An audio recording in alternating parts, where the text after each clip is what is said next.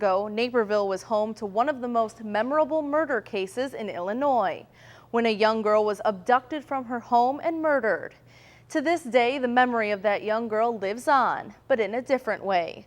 Naperville News Extra's Alyssa Bohennick has the story of how one family's tragedy has turned into a gift of hope through the help of the community.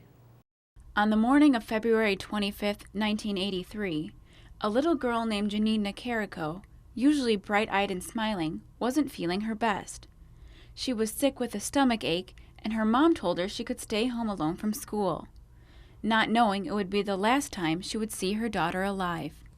That was the day the Nicarico family's lives were changed forever, and it all began when Jeanine's sisters were returning home from school. I was in 8th grade at the time, back in '83, and I had come home from school.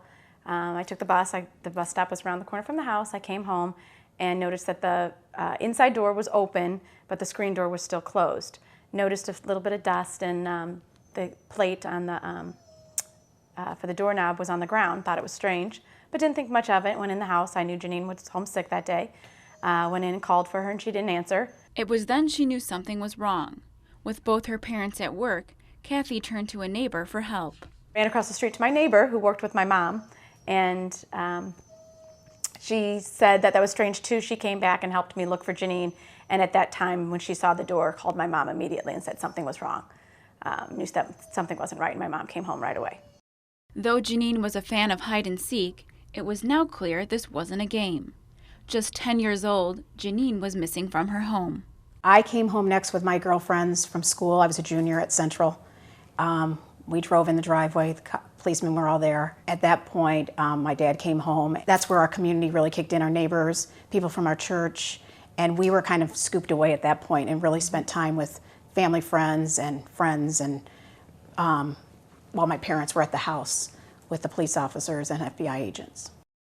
Just 2 days later, they heard the unbearable news. Jeanine was found dead just miles from their Naperville home.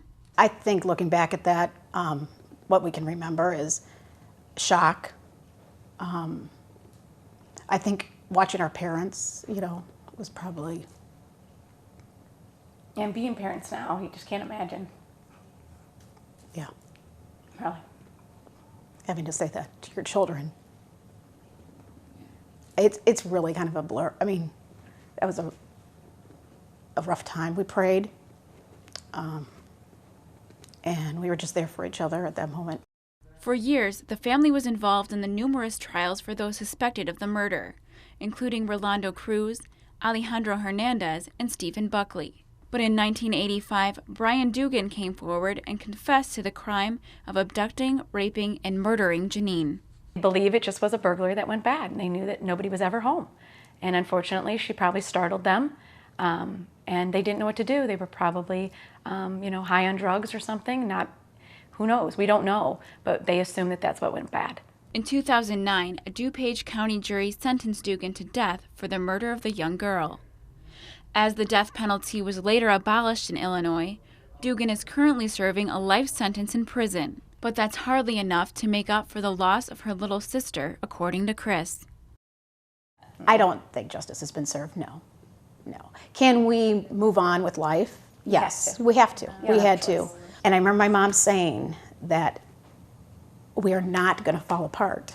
Jeanine wouldn't want that. And we have to make the best of this, and we have to move on. And we have to stay strong as a family. And those words have always stayed strong in my heart, and I think my parents, because we've had to do that. We've had to move on. It was something easier said than done. But then a family friend had an idea of a way to honor Jeanine's life instead of dwelling on the horrendous crime. I remember Barb sitting there saying to me, "What did Jeanine enjoy?" And I said, well, she loved horses. She was an equestrian rider. She loved animals. What did she struggle? And we talked about school. And I said, gosh, I remember she went to Elmwood Elementary. And I said she struggled a little bit in reading. It was her teachers that made the biggest difference in Jeanine's life, finding new ways to engage her and teach her to be a better learner. That's how they got the idea to start the Jeanine Nicarico Memorial Fund for Literacy, which awards grants to educators or schools in order to promote a deeper understanding of literacy and provide opportunities for learners within Naperville.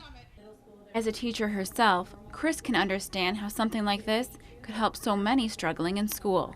You are limited with your resources.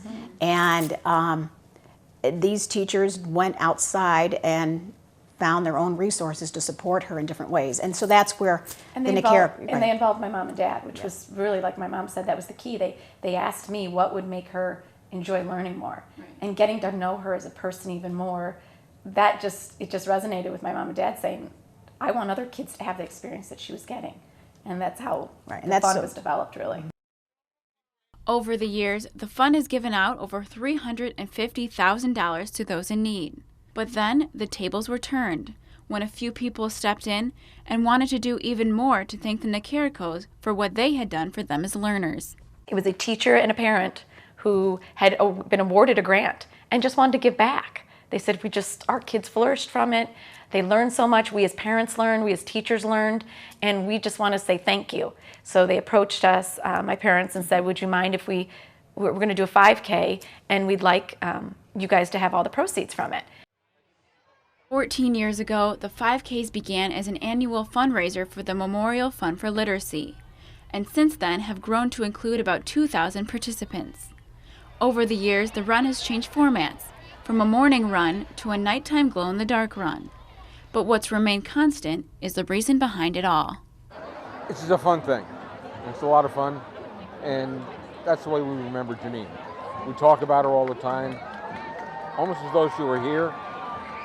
The only thing is she never grows up, and that's where we'd like her to be remembered. That's the feeling on the course, is everybody's cheering for each other, and that's what we want it to be about, because that's who Jeanine was. She was your best cheerleader in the world for anything you did. The community has proven to be a major support group for the Nicarico family over the years, finding new ways to honor Jeanine since the tragedy. Recently, the Jeanine Nicarico Children's Advocacy Center was named in DuPage County as another way to bring her spirit to life and show support to other victims of abuse. So many people we know have gone through other major tragedies, and you look at that common thread, and it's support is what it all comes down to.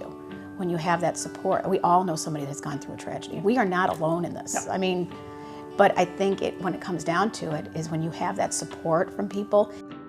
And through that, the Nicaricos have continued to live life with Jeanine by their side every day. Life is hard. Life can be really tough, but with love and support and family, you can get through it. And we've had some really great things have happened in our family. We have beautiful children, they have grandchildren, and that is what life's all about. And we know, and Jeanine's with us every day. I mean, she's with our children. We see it in their eyes and their heart. I'm Melissa Bohenick for Naperville News Extra.